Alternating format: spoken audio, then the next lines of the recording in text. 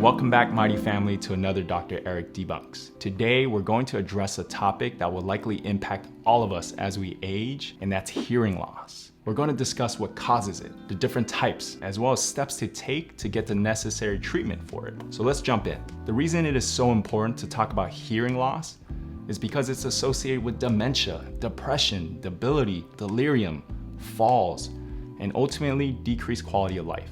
It is important to know that more than 30 million US adults, or nearly 15% of all Americans, have some degree of hearing loss.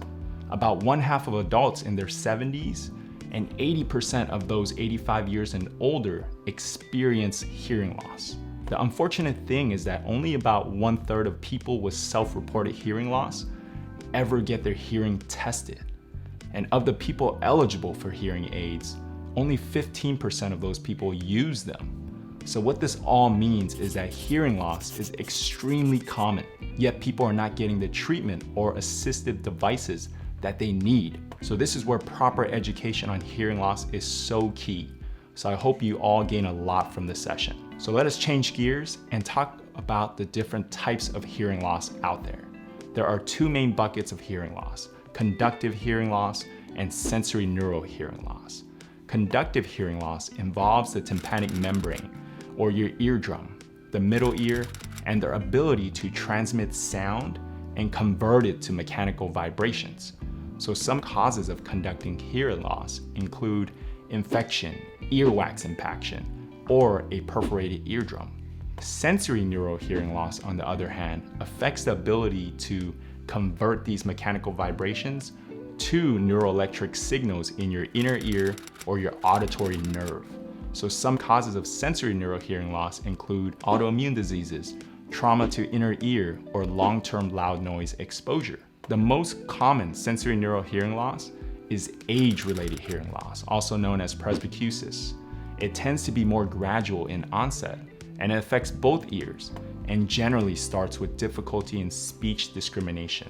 For example, conversations with background noise become difficult. All right, now that we've laid a foundation, let's talk next steps on what to do if you're feeling like your hearing is decreased. So the first step is a self-administered questionnaire created by the American Speech, Language, and Hearing Association. It consists of 13 questions that screens whether or not you should get a hearing exam. And basically, if you answered yes to 2 or more of these questions, a hearing exam can be beneficial.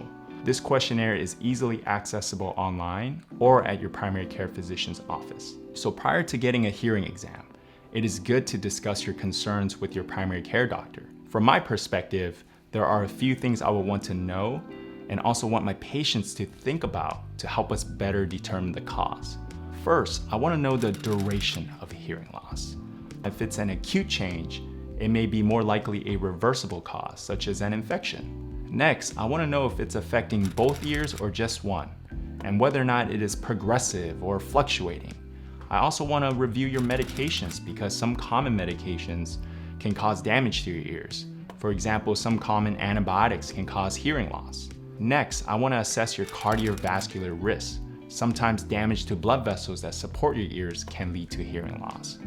Lastly, I want to understand your family history, as there are hereditary conditions that can lead to hearing loss. So after your doctor has ran through these questions with you, they will likely do a physical exam where they will look into your ears with an otoscope. This device allows us to visualize your ear canal and see your eardrums or the tympanic membrane. Things I'm looking for is whether or not there is severe earwax, as this can cause decreased hearing, or any tenderness, redness, or purulent discharge to make me suspicious for an acute infection. Lastly, I will perform a neurological exam that grossly tests your hearing through just holding 2 fingers next to your ears and rubbing them to see if you can detect the noise equally. After this process, if I don't find a reversible cause of your hearing loss, I will likely refer you to an audiologist to better perform a formal hearing test to better understand what type of hearing loss you do have. You will take part of this test with headphones. This test will test for conductive hearing loss, where they will play a sound and see how loud it takes you to hear it. Then they will do the same with a different device called an oscillator, which also looks like a pair of headphones, but it goes behind the ears. This will test for sensory neural hearing loss. So after this process is complete, Depending on the degree and type of hearing loss, hearing aids may be recommended. There's so much to know about hearing aids, but my main takeaway for you is to get the ones that you feel comfortable with and will wear often, or else you'll end up spending a ton of money, as they can range from $800 to even $6,000. There are generally 3 main categories of hearing aids. So the first is behind the ear. All parts are in a small case at the back of the ear and are joined to the ear canal with a sound tube. The second type is receiver in the canal, which is similar to behind the ear, but the speaker part has been removed from the case and moved into the canal, and it's connected to the case with a thin wire. And the last type is in the ear, which are custom-made devices with all the electronics in a device that fits inside the ear. So each type has its pros and cons. I know most people may want the in-ear hearing aids as they are the most discreet, but they are also the ones that are most easily damaged and lost. People may not like the behind the ear look, but they are actually the easiest to use. So given all these options, I highly recommend talking through them with your audiologist to determine which type is best for you. Everyone is different and everyone has different needs. The most important thing is finding one that you feel comfortable using so you can reap the benefits daily. All right, Mighty family, that was a ton of information. So let us summarize today's segment into a few Mighty takeaways. First, hearing loss is extremely common, and more so, it is associated with decreased quality of life, dementia, depression, debility, delirium, falls, and ultimately worsened mortality. The second thing is there are 2 main buckets of hearing loss. Conductive hearing loss, which involves the eardrum and ear canal and its ability to transmit sound and its conversion into mechanical vibrations. Sensory neural hearing loss affects the inner ear or auditory nerve and its ability to convert these mechanical vibrations into neuroelectric signals to produce sound. The third is if you're concerned about hearing loss, first see your primary care doctor, as they can take a thorough medical history as well as perform a physical exam to see if it's due to any reversible causes that can be treated right away, like an infection or earwax impaction.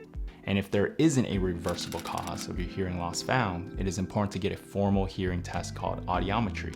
This can diagnose the type of hearing loss you're having. And lastly, hearing aids can be life-changing. There are many types, so be thoughtful about which is right for you and choose the one you would feel comfortable wearing every day. All right, Mighty family, this wraps up our segment for today. As always, I look forward to connecting with you all again soon. For those that are not a part of the Mighty family just yet, check us out at mightyhealth.com for more. We're striving every day to be the modern holistic home for healthy living.